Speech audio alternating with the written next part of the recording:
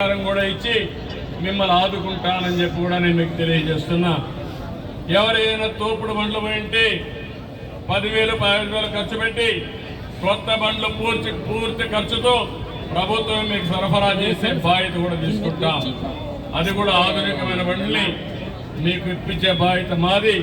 ఒక పైసా ఖర్చు లేకుండా కొంత ఖర్చులకు డబ్బులు ఇచ్చి కొత్త బండ్లు తోపుడు బండ్లు ఇప్పించే బాధ్యత కూడా తీసుకుంటాం. ఎక్కడన్నా కానీ ఆటో రిక్షాలు కానీ ఇలా చేసే బాధ్యత ఈ ప్రభుత్వం తీసుకుంటుంది. ఇది కాకుండా ఇంకా అనేక విషయాల్లో నామ్స్ అన్ని ఉన్నాయి. కలెక్టర్కి స్పష్టమైన ఆదేశాలు ఇస్తున్నాం. 17వ తారీఖు లోపల మీ అందరికీ న్యాయం చేసే బాధ్యత ఆయన తీసుకుంటారు. ఎక్కడైనా సరే పంట రివైవ్ చేయగలిగితే దానికి అవసరమైతే యూరియా కానీ ఇవన్నీ ఇచ్చి పొటాషియం ఇచ్చి మళ్ళీ కాపాడగలిగితే దానికి కూడా ఎరువుల సరఫరా కూడా చేయమని ఆదేశాలు ఇచ్చాం. అది కూడా చేపిస్తాం.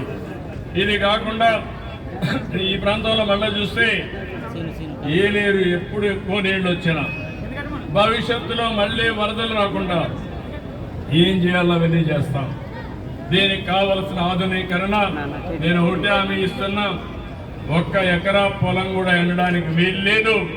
దానికోసం ప్రణాళిక తయారు చేయమంటాను.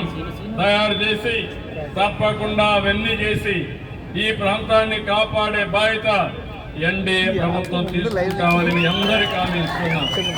గోదావరి పక్కన ఉంది, మీకు మాత్రం కరువు ఉంది. అందుకే నేను ఆలోచించి పురుషోత్తపట్నం కూడా లిఫ్ట్ ఇరిగేషన్ పెట్టాం. పోలవరం పూర్తయ్యే లోపల పురుషోత్తపట్నం ద్వారా నీళ్లు ఇవ్వగలిగితే నేరుగా నీళ్ళన్నీ ఏలేరు కూడా ఫుల్ చేసి తద్వారా నీళ్ళు ఇచ్చే పరిస్థితి వస్తుందని ఆ రోజు మనం కార్యక్రమానికి శ్రీకారం చుట్టాం. కానీ ఈరోజు ఆ ప్రాజెక్ట్ని కాపాడుకుంటూనే ఈ ప్రాంతంలో సాగునీరు ఇవ్వాల్సిన బాధ్యత ఈ ప్రభుత్వానికి ఉంది.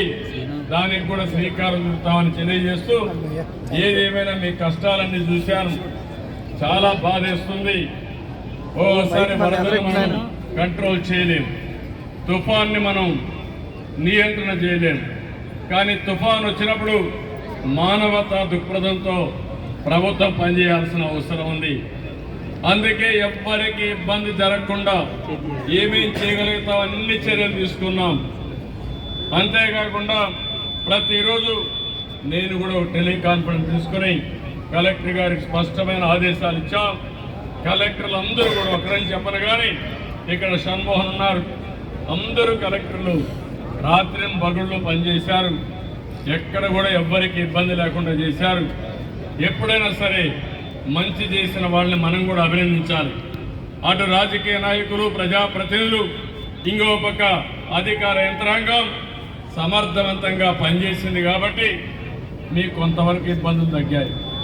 ఇది మనం అందరం గుర్తుపెట్టుకొని ఎప్పుడు కూడా ఎన్డీఏ ప్రభుత్వం, నేను కానీ మా మిత్రుడు పవన్ కళ్యాణ్ గారు కానీ బీజేపీ కానీ ఒక బాధ్యత కలిగిన ప్రభుత్వాన్ని ఇస్తాం. జవాబుదారీతనంతో ముందుకు పోతాం. ప్రజాహితం కోసం పనిచేస్తాం.